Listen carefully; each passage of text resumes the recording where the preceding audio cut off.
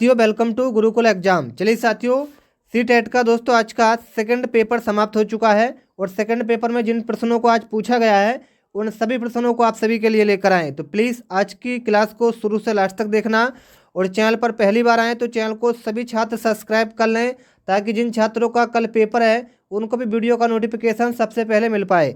आज का पहले प्रश्न में पूछा गया था कि लड़के लड़कियों की अपेक्षा अधिक बुद्धिमान होते हैं, ये कथन किसका था। तो लड़के जो होते हैं लड़कियों की अपेक्षा में अधिक बुद्धिमान होते हैं यानी कि समझदार होते हैं। तो ये कथन किसने कहा था? ये कथन कहा था लैंगिक पूर्वग्रह को प्रदर्शित करता है। क्या करता है साथियों? लैंगिक पूर्वग्रह को प्रदर्शित करता है ये कथन। ठीक है, तो राइट आंसर डी था। आगे आपसे पूछा गया था बिहार राज्य में कक्षा 5 तक पर्यावरण अध्ययन कैसे विषय है। तो ये कैसा विषय है मेरे मित्रों? ये है आपका समवित्त विषय। कौन साथियों? समवित्त विषय। ठीक है, चलिए आगे आपसे पूछा गया था पर्यावरण अध्ययन में क्षेत्र भ्रमण का मुख्य उद्देश्य होता है। पर्यावरण अध्ययन में क्षेत्र भ्रमण का मुख्य उद्देश्य जो होता है मित्रों वो आपका होता है क्या? नोट करते चलना, प्रत्यक्ष अनुभव। क्या साथियों? प्रत्यक्ष अनुभव। आगे आपसे पूछा गया था प्राथमिक स्तर पर पर्यावरण अध्ययन के लिए कौन सी विधि प्रभावशाली है। तो कौन सी विधि प्रभावशाली है साथियों? ये है कहानी विधि। कौन सी मित्रों? कहानी विधि। आगे आपसे पूछा गया था निम्नलिखित में से कौन सा एक अभिप्रेरित शिक्षण का संकेत होता है। तो मित्रों ये क्या होता है? ये आपका होता है साथियों बच्चों द्वारा प्रश्न पूछना। क्या साथियों? बच्चों द्वारा प्रश्न पूछना। ठीक है, चलिए निम्नलिखित में से कौन सा पर्यावरण अध्ययन का घटक नहीं है। निम्नलिखित में से कौन सा पर्यावरण का अध्ययन का घटक नहीं है। ये पूछा गया था, अध्ययन मतलब ज्ञान। चलिए तो इसका राइट आंसर क्या था साथियों? मानव। पूछा गया था कौन सा पर्यावरण अध्ययन का घटक नहीं है, तो ये है आपका मानव। ठीक है, आगे पूछा गया था सीखने की प्रक्रिया में अभिप्रेरणा। सीखने की प्रक्रिया में अभिप्रेरणा क्या होता है? तो मित्रों ये आपका होता है, नोट करते चलना, बच्चों में सीखने के प्रति रुचि का विकास करती है। ठीक है, बच्चों में सीखने के प्रति रुचि का विकास करती है। तो राइट आंसर ए हो जाएगा। पर्यावरण अध्ययन के लिए आप छात्रों को कौन से चैनल देखने का सुझाव देंगे। यानी कि पर्यावरण जो हमारे पर्यावरण में हो रहा है, वातावरण में, उसको देखने के लिए आप कौन से चैनल का सुझाव देंगे। तो सबसे अच्छा चैनल कौन सा होता है? एक national geography, discovery, Emmanuel planet. तो ये सारे तीनों क्वेश्चन सही हो जाएंगे ऑप्शन। तो राइट आंसर डी होगा, यानी कि उपरोक्त सभी। ठीक है, समझ पाए होंगे सभी छात्र। आ जाइए आगे। बिहार राज्य हेतु पर्यावरण अध्ययन के शिक्षण के लिए प्राथमिक स्तर पर पाठ्यक्रम का निर्माण किसने किया था? किसने किया था मित्रों? वो दोस्तों SCERT ने। किसने? SCERT ने। NCERT मत करके आना, ऑप्शन नंबर सी करके आना। ठीक है, बीज अंकुरण की अवधारणा को पढ़ाने का सबसे प्रभावी तरीका। बीज अंकुरण की अवधारणा को पढ़ाने का सबसे प्रभावी तरीका कौन सा होता है मित्रों? चलिए बताइए। ये आपका होता है बीज बोने, अंकुरण के विभिन्न चरणों का अवलोकन करने और उनका चित्र बनाने की गतिविधियों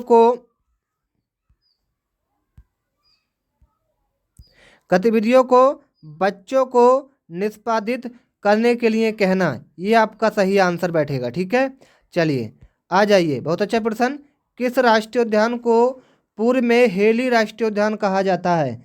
ये तो आप सभी जानते होंगे, जिसको हम कहते हैं राजा जी। कहाँ पर है? चलिए राजा जी राष्ट्रीय उद्यान। ठीक है, चलिए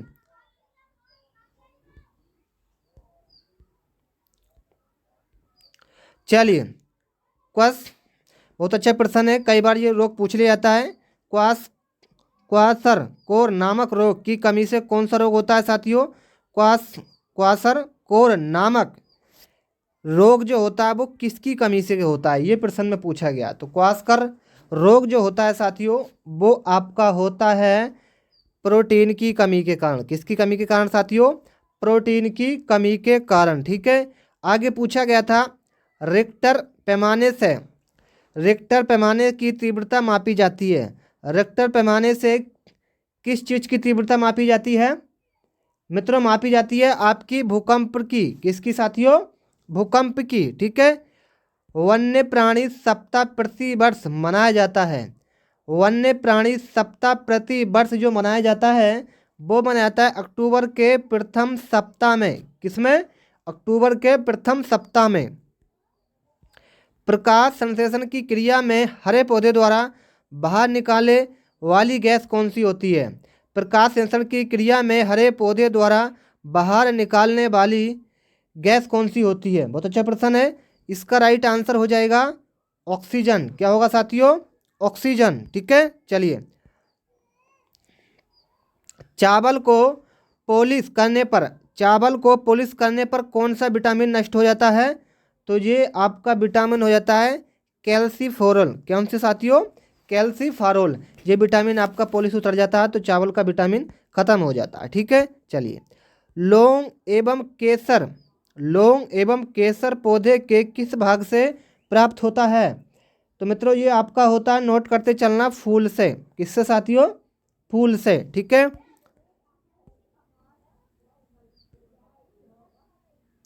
निम्नलिखित में से कौन सा उत्तराखंड का राज्य प्रतीक नहीं है? निम्नलिखित में से कौन सा उत्तराखंड का राज्य का प्रतीक नहीं है? तो ये आपका क्या हो जाएगा? बाघ। क्या मित्रों? बाघ, ठीक है। चलिए, आगे पूछा गया था, हमारे पर्यावरण को बचाने के लिए 3 प्रकार के आर हैं। कौन कौन से हैं? नोट कर लेना। कम उपयोग, पुनःचक्रण और पुनः उपयोग। तो राइट आंसर सी हो जाएगा।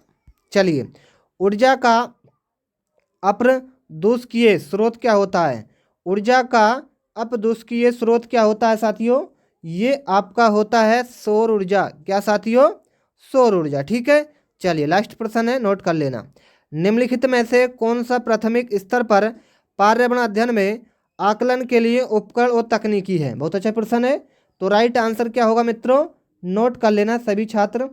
सही आंसर होगा आपका जर्नल यानी कि लिखना, ठीक है। क्या साथियों? जर्नल या लिखना। तो सही आंसर साथियों आपको बता दें, परियोजना कार्य और जर्नल, ये आपका सही आंसर होगा, ठीक है साथियों, ए और बी वाला, ठीक है। चलिए, यह प्रश्न बताएंगे सभी छात्र। मिजोरम में की जाने वाली झूम की खेती के विषय में निम्नलिखित कथनों का अध्ययन कीजिए एवं सही विकल्प चुनिए। तो ये प्रश्न को अभी साथियों हमने इसका आंसर नहीं खोजा है। इस प्रश्न को हम नेक्स्ट क्लास में आपको बताएंगे या कम्युनिटी पर डाल देंगे, ठीक है। तो सभी छात्र चैनल को सब्सक्राइब कर लें, वीडियो को लाइक कर दें। जिन छात्रों का आने वाले समय में सीटेट का एग्जाम है सभी को बेस्ट ऑफ लक।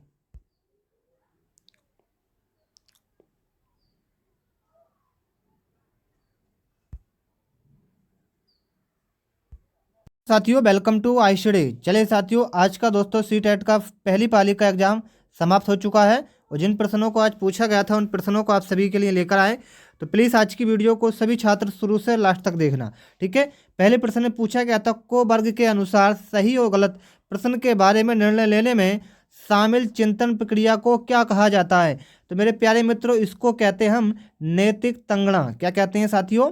नैतिक तंगड़ा, ठीक है। तो आपका राइट आंसर क्या हो जाएगा? ऑप्शन नंबर सी इस प्रश्न का बिल्कुल सही आंसर हो जाएगा, ठीक है। आ जाइए आगे प्रश्न पर। आगे आपसे पूछा गया था सतत एवं व्यापक मूल्यांकन के अंतर्गत वाक्यांश व्यापक मूल्यांकन इंगित करता है। तो मेरे मित्रों ये करता है संज्ञानात्मक क्षेत्र, भावनात्मक क्षेत्र एवं मनोयोगात्मक क्षेत्र का मूल्यांकन। तो आपका राइट आंसर क्या होगा? सी। चलिए आ जाइए अगले प्रश्न पर। प्रश्न नंबर 3 में आपसे पूछा गया था विद्यार्थी द्वारा गणित की कक्षा में सीखी गई अवधारणा का प्रयोग भूगोल की कक्षा में किया जाता है। ये उदाहरण किसका था? तो प्रश्न पूछ के लिया, उसको ध्यान से पढ़िएगा कि विद्यार्थी द्वारा गणित की कक्षा में सीखी गई अवधारणा का प्रयोग भूगोल की किस कक्षा में किया जाता है। ये उदाहरण गलत है या सही है, ये आपसे पूछा गया है। तो इस प्रश्न का सही आंसर होगा साथियों सकारात्मक अंतराल का, ठीक है साथियों। क्या होगा? सकारात्मक अंतराल का। तो ये बात बिल्कुल सही है, यानी कि नकारात्मक होता तो गलत होती और यहाँ पर है सकारात्मक, यानी कि सही बात है। चलिए अगले प्रश्न पर आइए।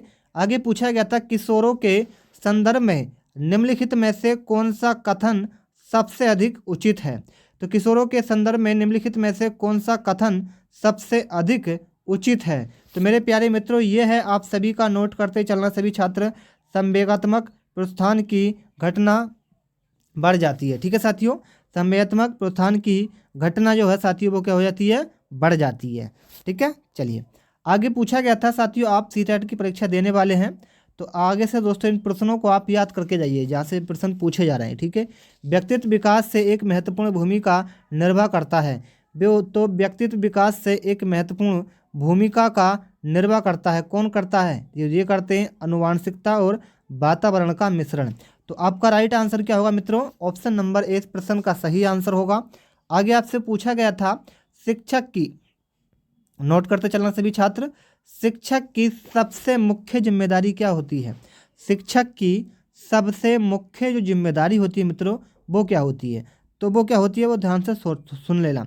विद्यार्थियों के विभिन्न अधिगम शैलियों के अनुसार सीखने के मौके का उपलब्ध कराना। ठीक है साथियों, विद्यार्थियों के विभिन्न अधिगम शैलियों के अनुसार सीखने के मौके पर उपलब्ध कराना। तो राइट आंसर आप समझ पाए होंगे, ऑप्शन नंबर 20 प्रश्न का सही आंसर था। चलिए आ जाइए अगले प्रश्न पर। आगे आपसे पूछा गया विचार न केवल भाषा को निर्धारित करते हैं बल्कि उसे आगे भी बढ़ाते हैं। ये विचार किसके द्वारा रखा गया है, तो विचार न केवल भाषा को निर्धारित करते हैं बल्कि उसे आगे भी बढ़ाते हैं। ये विचार किसके द्वारा रखा गया है, तो ये विचार जो रखा गया साथियों ये रखा गया जीन पियाजे से। किससे साथियों, जीन पियाजे।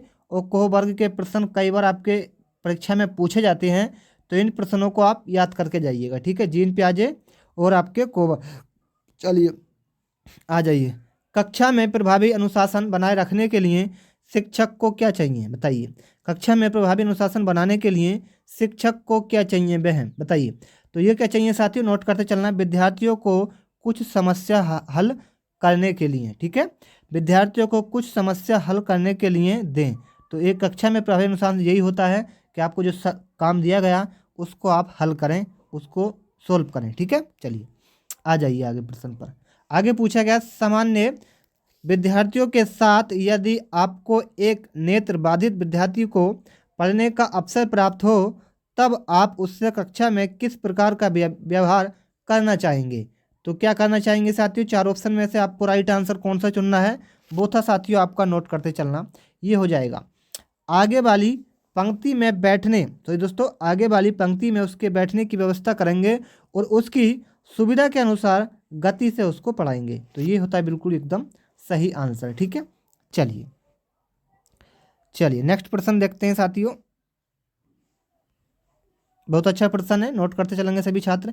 विकास पर आनुवंशिकता के प्रभाव की सीमा का सबसे अच्छा वर्णन निम्नलिखित में से किसके द्वारा होता है। बहुत अच्छा प्रश्न है, ये आपका होता है साथियों, आनुवंशिकता निर्धारित करती है कि किसी को कितना विकसित किया जा सकता है। बहुत अच्छी बात है, विकास पर आनुवंशिकता के प्रभाव की सीमा का सबसे अच्छा वर्णन निम्नलिखित में से किसके द्वारा होता है। तो ये होता है साथियों माता पिता के आनुवंशिकता निर्धारित करती है कि किसकी विकास कितना होगा। ठीक है, यानी किया जा सकता है। ठीक है, चलिए बहुत अच्छे प्रश्न आ रहे हैं साथियों, नोट करते चलना। यदि आप बच्चों को सिखाना चाहते हैं तो बच्चों से सीखिए, ये इशारा क्या करता है।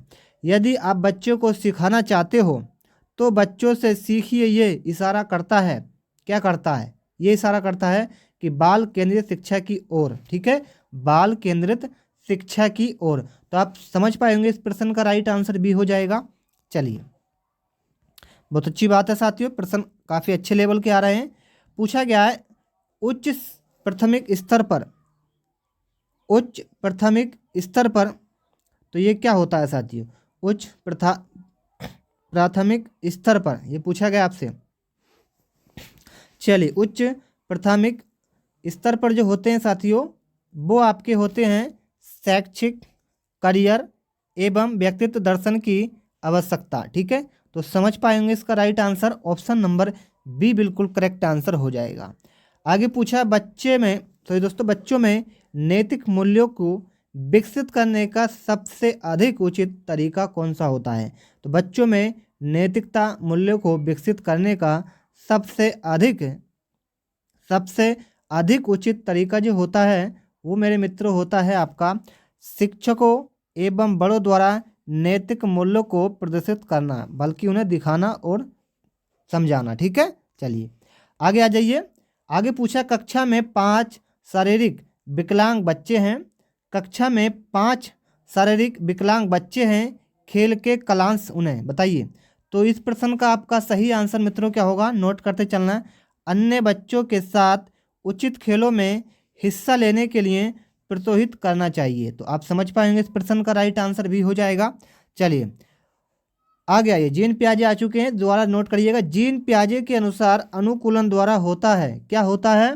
तो मेरे मित्रों ये होता है आपका आत्म सकारात्मक तथा व्यवस्थापन। ठीक है, आत्म सकारात्मक तथा व्यवस्थापन। ठीक है, तो आप समझ पाएंगे इस प्रश्न का राइट आंसर हो जाएगा डी। चलिए आगे, बहुत अच्छा प्रश्न है। सृजनवाद में, सृजनवाद में क्या होता है? मित्रों इस प्रश्न का राइट आंसर प्रत्येक छात्र को नहीं आता होगा, लेकिन मैं आपको बताता हूं कि सृजनवाद में जो होता है वो मेरे मित्रों होता है शिक्षा बाल केंद्रित होती है। क्या? शिक्षा बाल केंद्रित होती है। ठीक है, आ जाइए। बच्चों में अच्छे चरित्र के निर्माण के लिए आपके पास क्या होना चाहिए?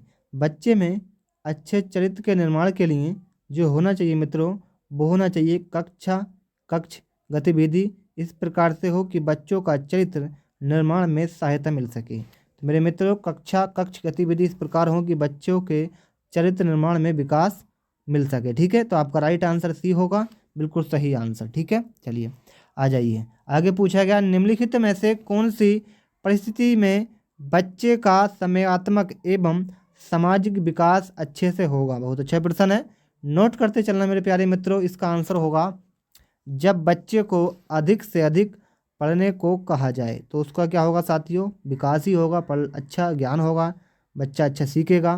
तो आपका राइट आंसर हो जाएगा बी। ठीक है, चलिए एक प्रश्न काफ़ी इंपोर्टेंट था कि निम्नलिखित में से कौन सी परिस्थिति सृजनात्मकता को बढ़ाने में सहायक होती है, यानी कि सहायक होगी। बहुत अच्छा प्रश्न है। राइट आंसर था जब बच्चों को स्वयं करके सीखने से अधिक अवसर दिए जाते हैं।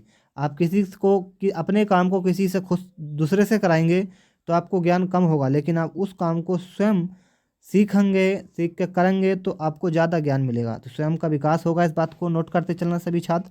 चलिए आगे आ जाइए। गतिविधि आधारित शिक्षण पर बल देता है, गतिविधि आधारित शिक्षण पर बल देता है। ये प्रश्न काफ़ी इंपॉर्टेंट प्रश्न है और कई बार ये प्रश्न आपके एग्जाम में पूछा भी जाता है। ठीक है, तो इस प्रश्न का राइट आंसर क्या होगा? सभी विद्यार्थियों की सक्रिय भागीदारी, यानी कि एक्टिव भागीदारी होती है।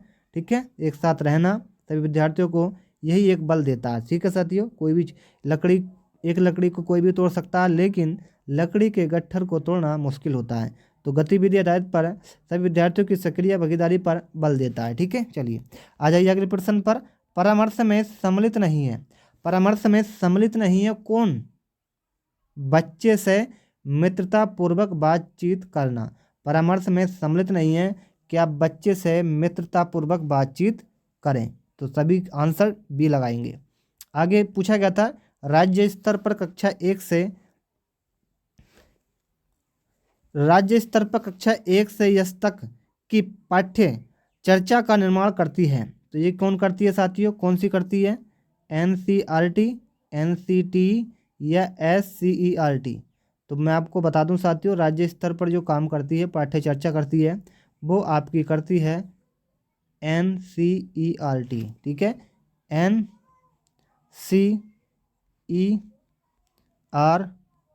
ठीक है, जो हो गया NCERT। ठीक है, चलिए आप समझ पाएंगे सभी छात्र। माध्य भोजन के दौरान उच्च जाति के विद्यार्थी निम्न जाति के विद्यार्थियों के साथ एक पंक्ति में भोजन करने से इनकार करते हैं, आप क्या करेंगे? ठीक है साथियों, इसका क्या होता है, इसका मतलब क्यों मना करते हैं वो? तो वो मना करते हैं इसलिए क्योंकि आप विद्यार्थियों को एक साथ बैठकर भोजन के लिए सहमत कर लेंगे। आप विद्यार्थियों को एक साथ बैठकर भोजन करने के लिए सहमत कर लेंगे। क्या आप कहेंगे इस बात को? शिक्षक है। चलिए आगे पूछा गया बहुत अच्छे प्रश्न। विज्ञान में मोनिका की संप्राप्ति अच्छी हो किंतु गणित में खराब हो, इसका प्रमुख संभाव्य कारण जो होता है वो सभी छात्र नोट कर लेना। विज्ञान में मोनिका की संप्रति अच्छी हो किंतु गणित में खराब हो, इसका प्रमुख संभाव्य कारण जो होता है वो मेरे मित्रों होता है, नोट करते चलना सभी छात्र, वो होता है गणित शिक्षण प्रभावी नहीं। क्या साथियों?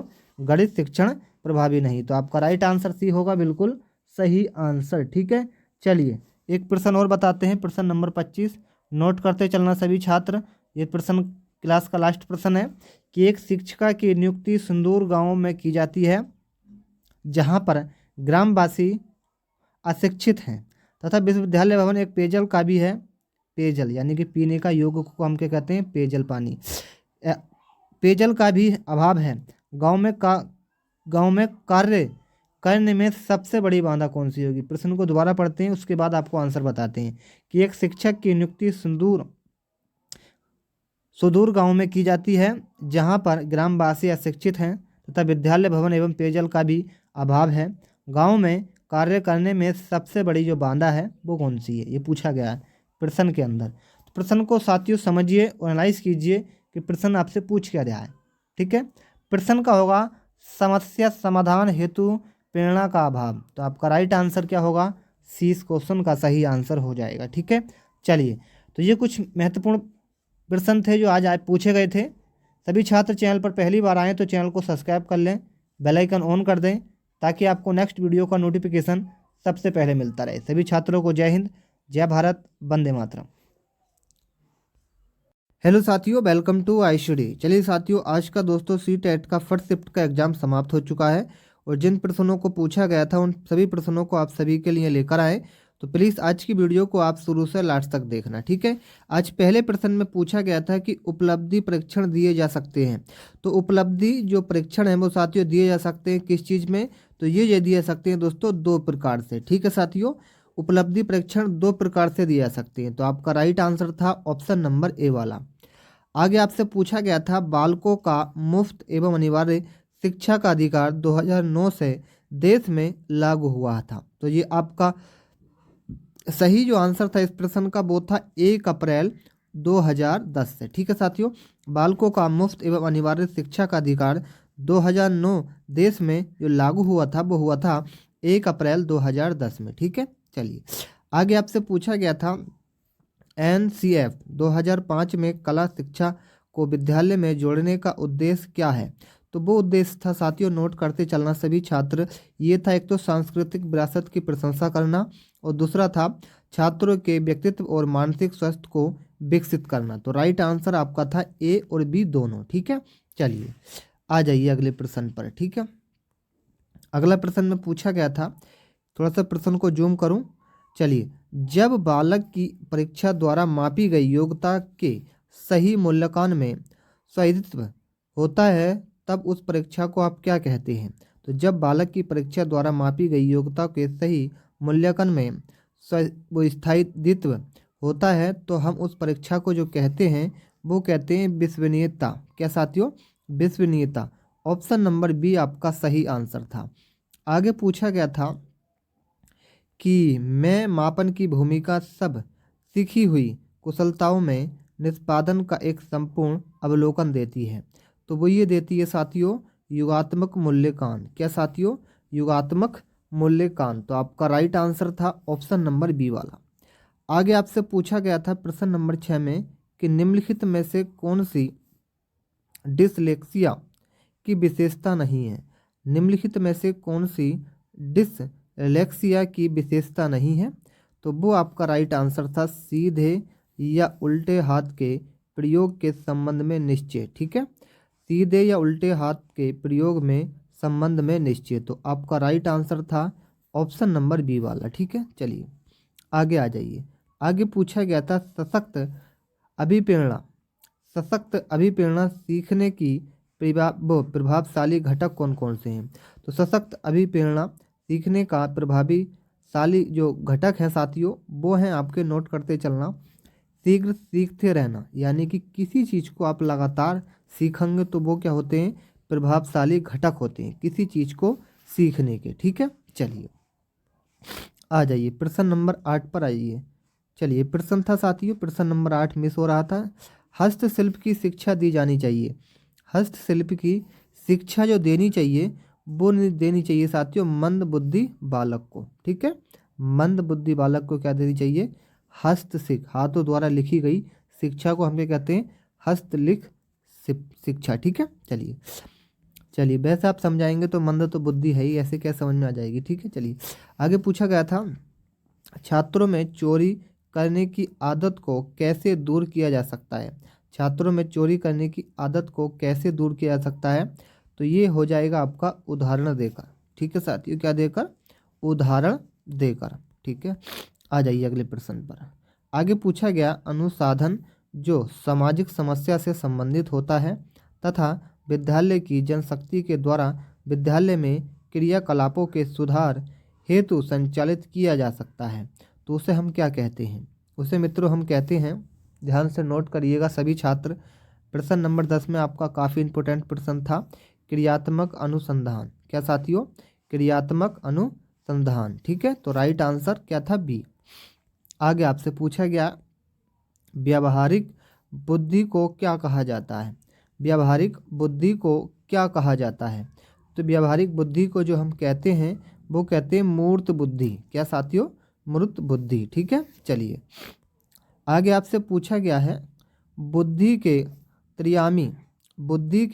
त्रियामी सिद्धांत के अनुसार बुद्धि के कारकों की संख्या कितनी होती है, तो वो आपकी होती है, नोट करते चलना, 120 होती है। ठीक है, चलिए आगे पूछा गया है, परिवेश की वस्तु जिसे प्राणी प्राप्त करने का प्रयास करता है कही जाती है, तो वो क्या कही जाती है साथियों, वो कही जाती है प्रेरक। क्या साथियों, प्रेरक। ठीक है, चलिए आगे पूछा गया, प्रतिभावान बालकों की पहचान करने के लिए हमें सबसे अधिक महत्व किसको देना चाहिए, तो हमें सबसे ज़्यादा महत्व देना चाहिए, वो देना चाहिए वस्तुनिष्ठ परीक्षणों के परिणाम को देना। ठीक है, तो राइट आंसर था आपका ऑप्शन नंबर बी वाला। आगे आपसे पूछा गया था, निम्नलिखित में से कौन सा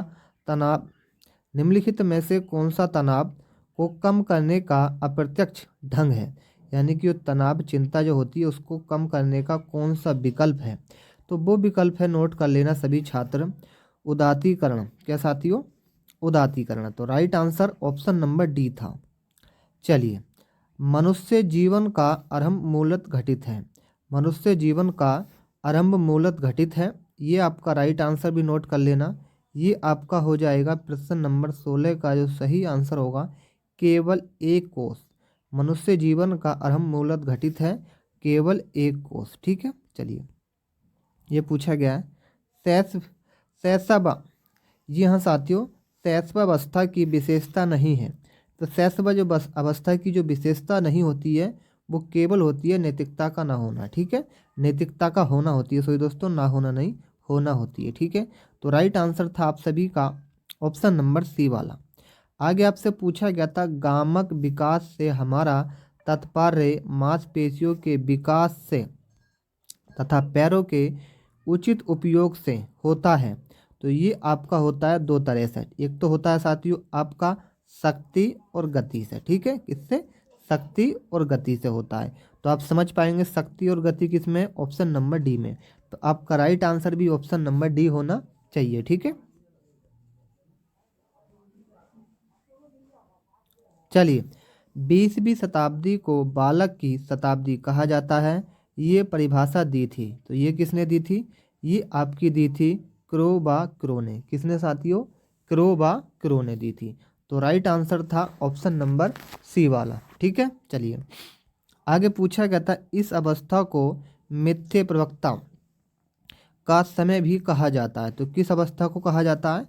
चलिए, तो आपका एग्जाम साथियों आने वाले समय में है, तो मैं आपसे कहना चाहता हूँ कि आपको साथियों अच्छे से पढ़ाई करके जानी है और रिवीजन करके जाना है। ठीक है, प्रश्न जो है वो काफ़ी कठिन प्रश्न पूछे जा रहे हैं, काफ़ी अच्छे लेवल के प्रश्न आ रहे हैं। ठीक है, तो राइट आंसर था बाल्यावस्था। ठीक है साथियों, क्या होती है, बाल्यावस्था। ठीक है, ऑप्शन नंबर इसका राइट आंसर बी था।